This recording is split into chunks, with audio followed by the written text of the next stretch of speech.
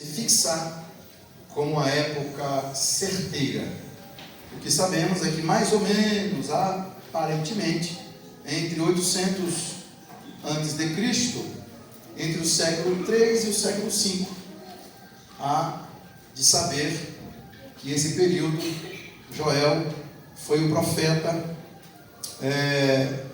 Muitos dizem e muitos falam, não é? Outros reprovam e outros aprovam. Eu não vou dizer que ele é profeta de avivamento, mas vou dizer para vocês que ele é um profeta da efusão do Espírito, aquele que profetizou a efusão. Então Joel é conhecido como profeta da época da catástrofe, da época em que houve uma grande catástrofe ao povo de Israel. É uma época, na verdade, em que ele começa o livro falando sobre essas catástrofes. Ele já começa o livro contando desastre, não é? Era uma época de desastres, era uma época difícil, e quem é que nunca viveu, ou quem é que nunca passou por uma época difícil na vida, não é? Sempre vivemos, vivenciamos, ou passamos por momentos difíceis. Em 2011, por exemplo, eu voltei ao Brasil, com 11 dias que eu voltei ao Brasil, aconteceu o tsunami. Mas eu vivenciei alguns momentos dos tremores. Eu estava num hotel, no 8º andar, antes de acontecer o tsunami no Japão, por exemplo. Eu estava tentando dormir, porque eu estava ainda no fuso horário, né? Porque no fuso a gente fica confuso. A mente fica ainda meio assim. Meu filho, atende, pode ser R$1.000, né? Ou pode ser uma benção de R$10.000.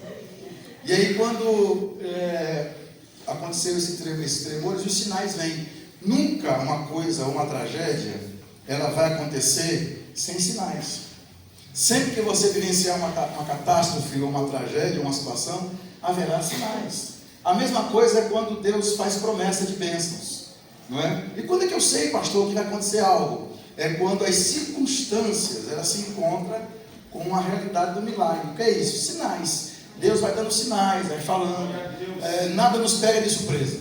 Sempre há sinais, não é? Sempre que Deus iria sancionar uma mudança com o povo de Israel, sempre que ele iria sancionar uma mudança, o Senhor sempre dava livramento para o seu povo. Sempre que iria acontecer alguma catástrofe, Deus anunciava, como agora o profeta disse, ensinador de justiça. O ensinador de justiça. Deus vai enviar um profeta, Deus vai enviar um mensageiro, Deus vai dar sinais. Uma coisa é fato, você não vai passar sem saber por que está passando.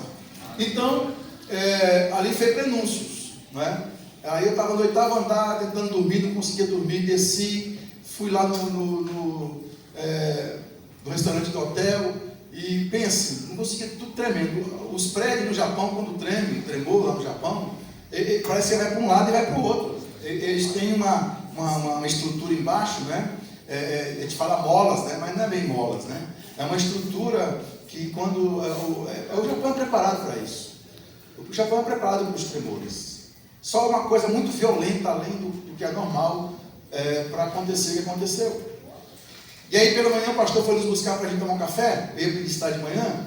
Irmão, sem exagero, tá? Sem exagero. A xícara estava naquele pratinho, né? A gente fala Pix, né? Pô, isso é da época que fala Pirex, né? Sei lá. Eu não sei muito meu nome. Pix, sei lá. E aí, tempo eu não sei nem o nome do negócio. Eu sei que é aquele pratinho. E aí a xícara ela se movia tanto que ela saía do pratinho. Eu dizia, pastor, o que é isso, pastor? Ele falou, rapaz, você não viu nada. Eu disse, nem quero ver. Ele falou assim, eu profetizo que eu não vou estar aqui. Deus tinha dito para mim assim, eu vou sacudir o Japão. Eu falei, Deus vai sacudir o Japão. Ele falou, rapaz, não fala um negócio desse. Quando tu vai pregando, tu não fala essa palavra, porque o povo daqui tem medo. Eu disse, mas Deus falou que vai quebrar o orgulho do Japão. E quebrou mesmo. Só que aí eu falei assim, eu não quero estar aqui. Porque se o xícara está pulando do prato, pastor. Então, existem momentos e situações em que, como no tempo de Joel, por exemplo, a devastação ocorreu justamente em alguns períodos, não é, da lavoura, como aconteceu aqui no Brasil. Na época agora que houve a pandemia, não é?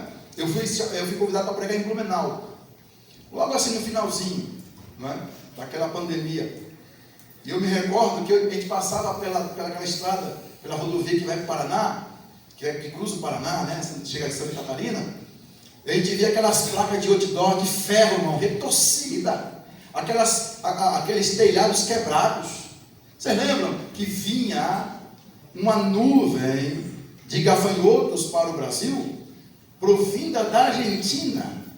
Aquela nuvem de gafanhotos, se ela entra no Brasil, meu irmão, a coisa já não estava legal, a coisa já não estava boa. Pra vocês terem uma ideia, Deus cuidou de mim. De vez em quando aparecia alguém lá no portão e colocava uma sacolinha lá, não é? E aí de repente, vai lá no portão. Chegava no portão, estava um marmitex lá. Tinha alguma coisa lá dentro do marmitex também, um dinheiro, alguma coisa assim. Deus cuida. E aí você vai entender, eu estou falando justamente na época de Joel.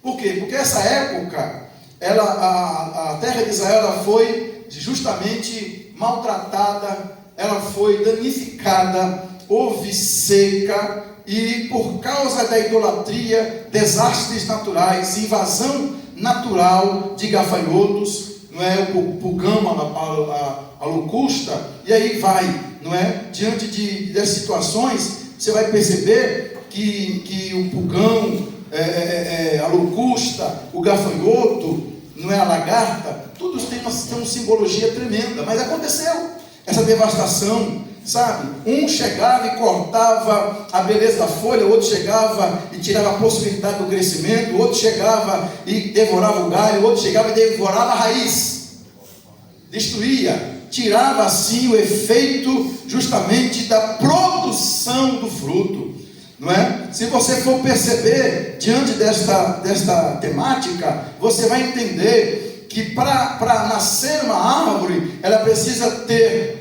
os sinais daquilo que vai ocorrer no futuro, que é o broto, que é o rebento que surge. Aí você já tem o primeiro sinal. O segundo sinal são as folhas, não é? O laminar da árvore. E o terceiro são os frutos, que é o resultado principal, não é? É aquilo que o vegetal vai produzir. Mas se a praga atingir a raiz, mexer na clorofila, acabou, não tem fruto, não tem futuro, e aquilo ali foi um trabalho perdido. E aí diante disso, Israel passou por essa época, passou por esse momento, e aonde eu quero chegar é justamente em dizer para você que Deus disse para o profeta que ele visitaria seu povo, porque o Israel não é como o Brasil.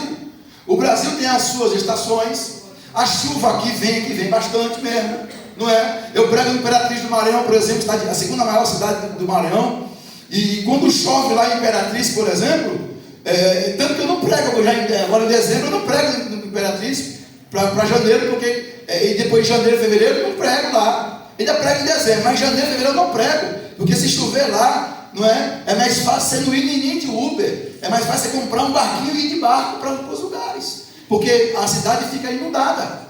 Não é? São lugares que não dá nem para você andar, se locomover, não é? E para algumas pessoas isso é ruim, mas para a lavoura é boa. Aquilo que é ruim para alguns é bom para outros.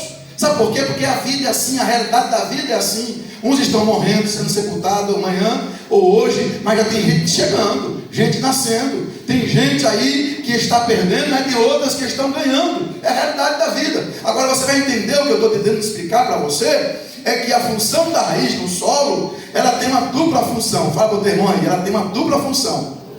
Ela fixa a planta no solo. Segundo, ela executa a absorção do alimento. Então a chuva é importante? Claro que é, porque aí a água, o oxigênio, tudo é bom para aquilo que foi plantado. A palavra do hebraico para semente é zera ou será, que uma tem um sentido de dizer que é justamente aquilo que brota, aquilo que vai surgir, aquilo que é uma nascente, que vai produzir, e a outra palavra significa dizer que é justamente não só a produção, mas é justamente o DNA, é aquilo que vai se extrair, condimentos aonde na verdade são uma identidade particular de cada planta, ou seja, tem na verdade o DNA que é algo peculiar de cada um, a planta também tem. O que é isso, pastor? Quer dizer que cada um produz aquilo que na verdade foi plantado. Se você plantar uma semente de trigo, como Jesus falou, se o grão de trigo não morrer, fica só, mas se ele morrer, dá fruto. Eu vim aqui esta noite justamente para te dizer que antes de qualquer coisa que Deus irá fazer, que a parte dele é inundar, é mandar chuva, a nossa parte é plantar. Olha para alguém assim e diga: cadê a semente? Onde está a sua semente? Então vamos lá, Deus quer trabalhar justamente aonde você precisa localizar, produzir, ter objetivo, ter propósito. Deus está dizendo esta noite: eu vou mandar chuva, mas não adianta mandar chuva se você não entender o recado. Joel, diz o recado, Joel. Aí Joel falou assim: ó, diz para os sacerdotes, eles na verdade tirar um dia de proibição, eles jejuarem, eles orarem, e diga o sacerdote para eles chorar mesmo, gritar, sei lá, fazer qualquer coisa. Por quê? Porque eles precisam se arrepender. Não vem nada, não vai produzir nada, não vai aparecer nada enquanto ninguém se arrepende. Então Deus quer mandar a produção, Deus quer mandar a bênção, Deus quer trazer o derramamento, Deus quer trazer um derramamento sobre o povo, Deus quer ressuscitar vidas, mas com isso primeiro precisa encontrar arrependimento. Diga o teu irmão assim, mas diga mesmo, tá? Não fica dublando, não tem que ficar dublando. Fala para o irmão, você fica... não sai som. Fala aí, diga aí, ó. Antes do derramamento, precisa existir arrependimento. Senão, não haverá colheita.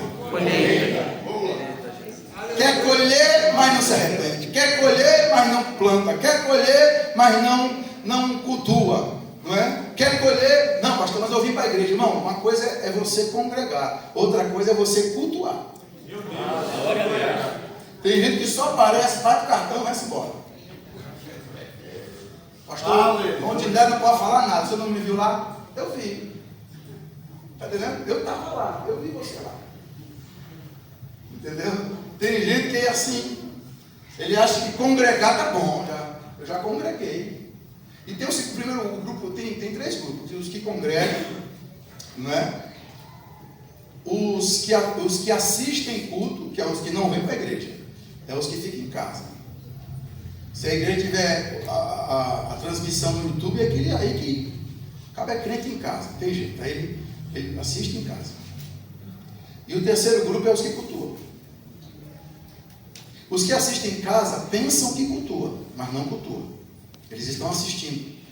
Pastor, ainda é a mesma coisa? Nunca. Não é a mesma coisa.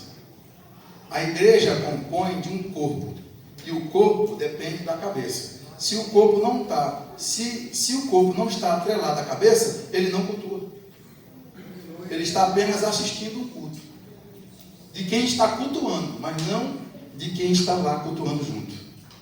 Agora tem gente que, por causa de uma doença, uma enfermidade, não é? Ele também está assistindo, ele não está cultuando, só que ele está, na verdade,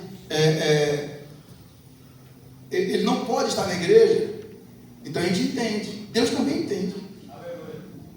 Deus entende, agora ele não está na igreja.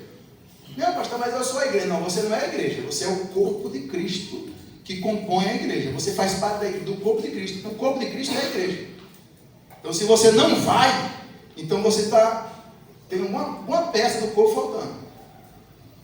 Aí você vai entender isso, que aí Joel, não, você precisa cultuar, você precisa adorar, precisa se derramar. Aleluia. Não tem tudo de Deus se Deus não tiver tudo de você. Para com esse negócio de exigir, eu quero. Lembra de Abraão? Quando o Senhor visitou Abraão nos carvalhais de Mamre, o Senhor fez uma promessa para Abraão. Depois faz outra visita a Abraão. Só que na outra visita, a primeira visita, foi Sara que riu. No capítulo 21 foi Abraão que riu. Só que ele não falou, mas ele pensou: eu, com essa idade, fazer minha mulher gerar? Será? Ele não falou, ele só pensou. Aí quando Deus falou assim, não, mas eu vou visitar você esse ano, e você vai, a sua mulher vai ter um filho agora. Esse ano ela vai ter um filho. Agora não é Sara que está rindo, agora é Abraão que está rindo. Aí ele fala assim, não, mas Ismael, não é? Que o Senhor seja. Aí ele apresentou Ismael. Ele pensou na promessa que é o Isaac, mas citou. Aí quando ele verbaliza, ele não verbaliza o que ele pensou, ele verbaliza o que ele queria que Deus fizesse. Com quem diz assim, no fundo, Deus está falando aí, mas eu acho difícil.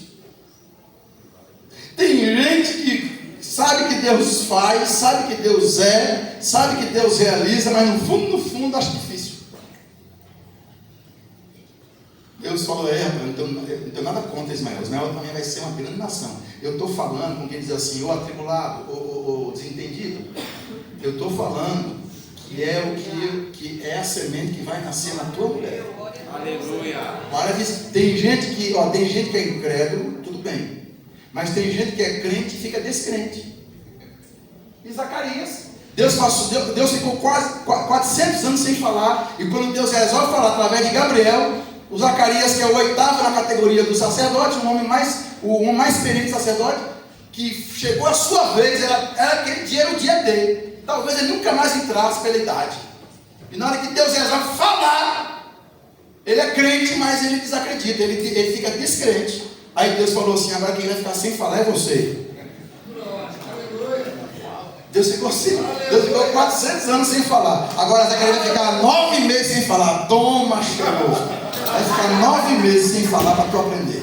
Você está entendendo a matemática da mensagem? Tem coisas que você sabe que Deus pode, mas você não acha capaz, está entendendo, de receber. Aí Deus falou assim, vamos parar com essa criancice, essa infantilidade, porque você sabe que eu sou o que sou e eu vou fazer. Agora Deus está falando, eu vou mandar. Sabe qual é o código aqui? Quando ele fala, eu vou mandar chuva, ele quer dizer, prepara a terra. Levantei a mão assim, prepara a terra, aduba a terra, trabalhe na terra, porque vai chegar aguaceiro aí de água. Vai vir muita água mesmo. Não tem pouca água não, vai vir muito. Bom, o Brasil precisa nem profetizar que vai ter água, né? Que vai... Daqui depois, até agora, no novo vai vir água aí. Janeiro, não precisa nem profetizar. Eu não estou falando dessa chuva não, querido. Eu estou falando de uma chuva profética. Em Levítico 26:4 diz que Deus ele tem o poder de enviar chuva, mas ele tem o poder de reter. Israel não é como o Brasil, que tem chuva a todo tempo. Agora está tudo descontrolado, não está? Chove quando não é para chover, e quando é para chover não chove, não é assim?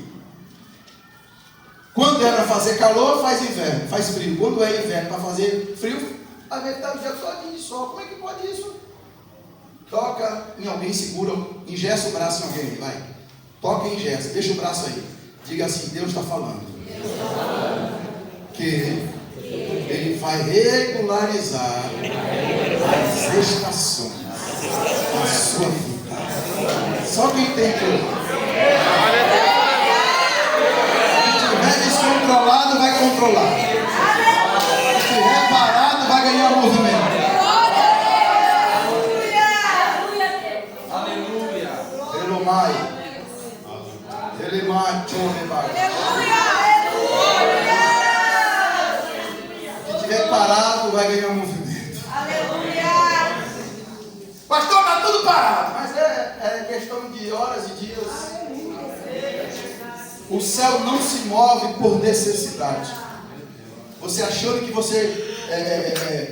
você encheu a barriga de alguém, Deus vai agir. Não, você fez porque aquilo é obrigação tua.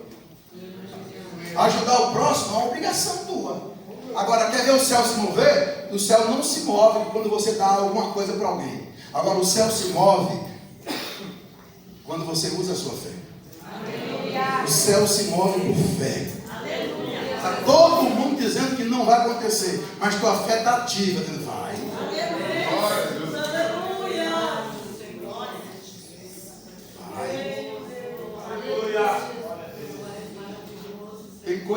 teimosia, não. Tem coisas que não dá para explicar. Não, eu estou sentindo que vai, negócio não.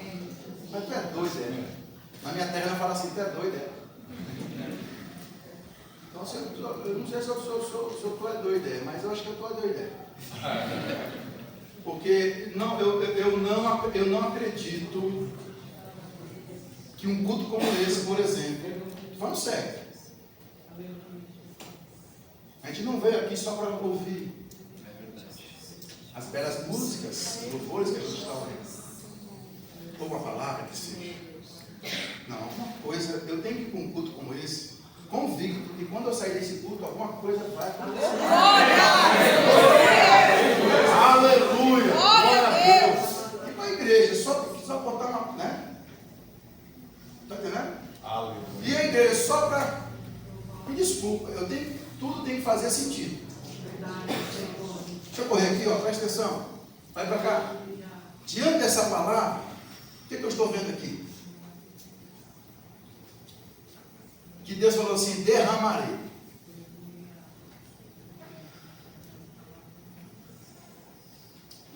Ei, a palavra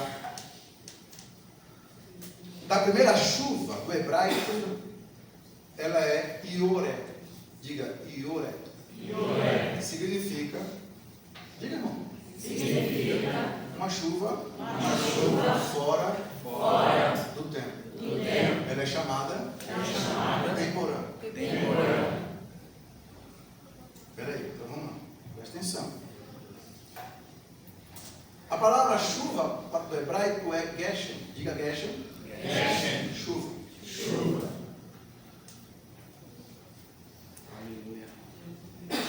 Por que eu gosto de trabalhar com o hebraico? Porque o hebraico nos dá não só a raiz para um significado.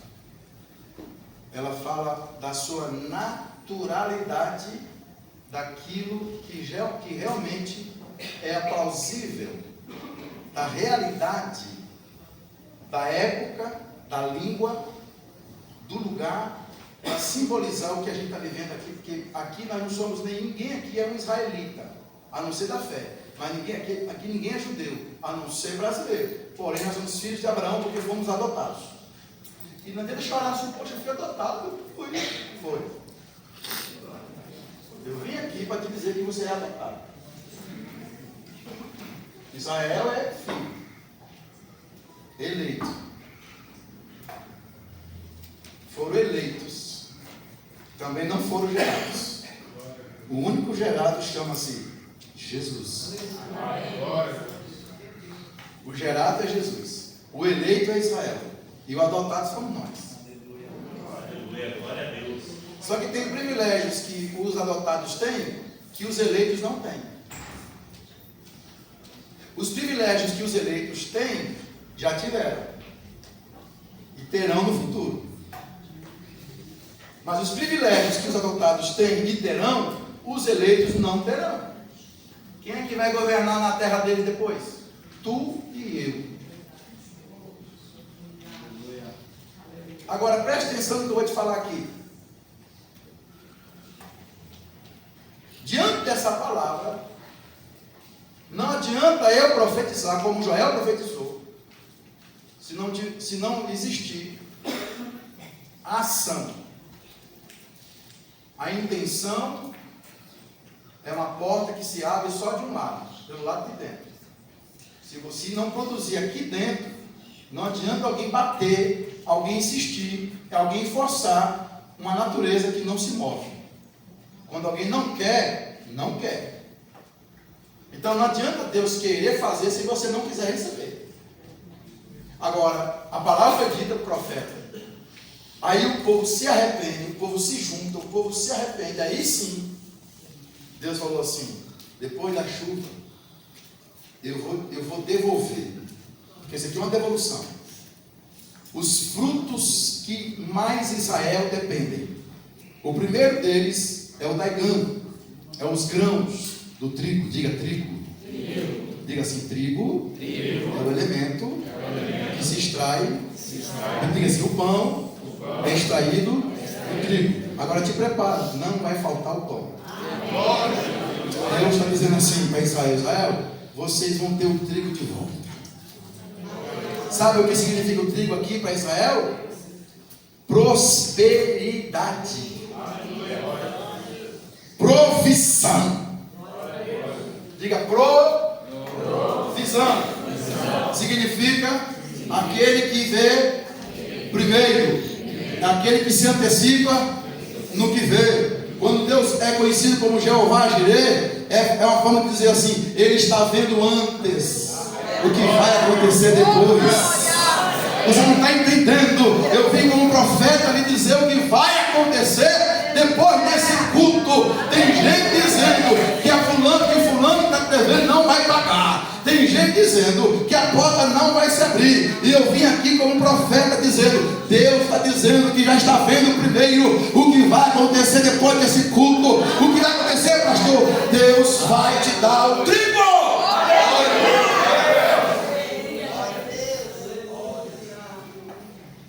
Segunda coisa para a gente correr aqui, para a gente orar. Além da provisão,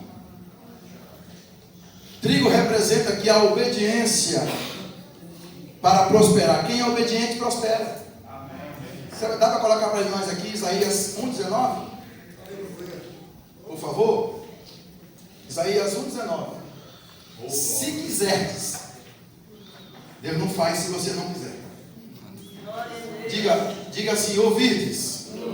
Vem da palavra hebraica Shema, que é o mesmo que obediência.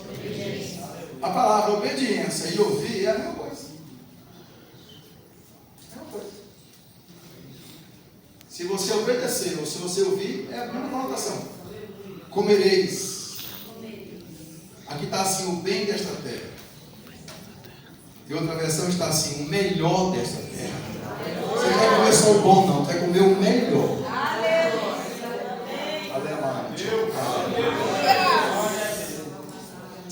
Aleluia. Aí vem o Geffen, a videira. Aí vem, o que vem da videira é justamente o caráter do fruto, de Gálatas 5,19.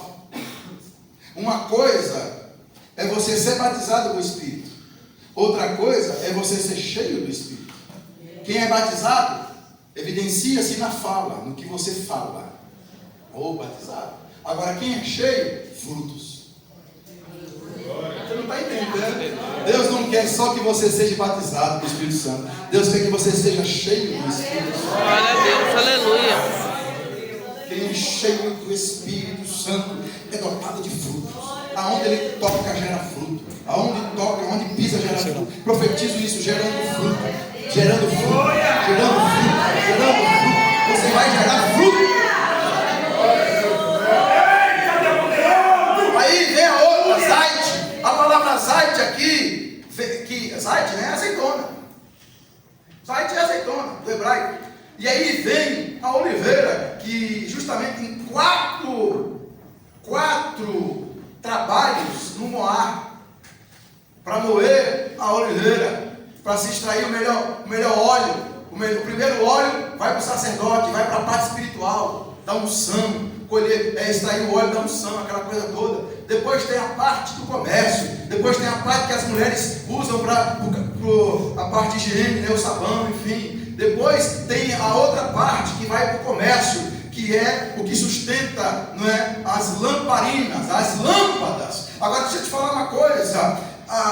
Quando o profeta Abacuque diz ainda que o produto da oliveira minta, significa dizer que às vezes fora da estação, estou falando de estação, fora da estação, ele olhava assim e dizia: oxe, rapaz, tem um fruto, tem uma azeitona. Não é azeitona, fora da época. É azeitona? Não. É nada, é assim. Aí botava a mão assim na azeitona. Cadê o sumo? Cadê o óleo? Não tinha nada, estava oco dentro, seco. Está entendendo? Aí, é por isso que o profeta falou assim: ainda que o produto da oliveira minta. Mentiu, eu pensei que era, mas não era. Tem gente que é assim, parece que tem, mas não tem. Aleluia. Está entendendo? Às vezes larga a congregação, larga a palavra, porque o pastor dizendo, não é porque eu estou aqui na frente dele, não. Prega muito, um homem que tem um conhecimento fora do comum. Larga uma palavra daqui e vai procurar ovelha, vai procurar azeitona fora do tempo. Aonde eu quero chegar? Presta atenção. A oliveira representa não só a unção, mas a cura. Te prepara para ser curado. Deus está dizendo, eu vou trazer a chuva, mas eu vou produzir frutos de cura. Aleluia. Tem alguma Andréia aqui? Fica de pé. Aleluia. Aleluia. Tem Moreira? Sim. É você. Dá um pouco para frente aqui. Está acompanhada? Sim. Com quem? Meu esposo. Cadê seu esposo? Vem para cá, abençoado. Ah, vocês ficam distantes assim que é para confundir os profetas. Alamante, o cara. Aleluia.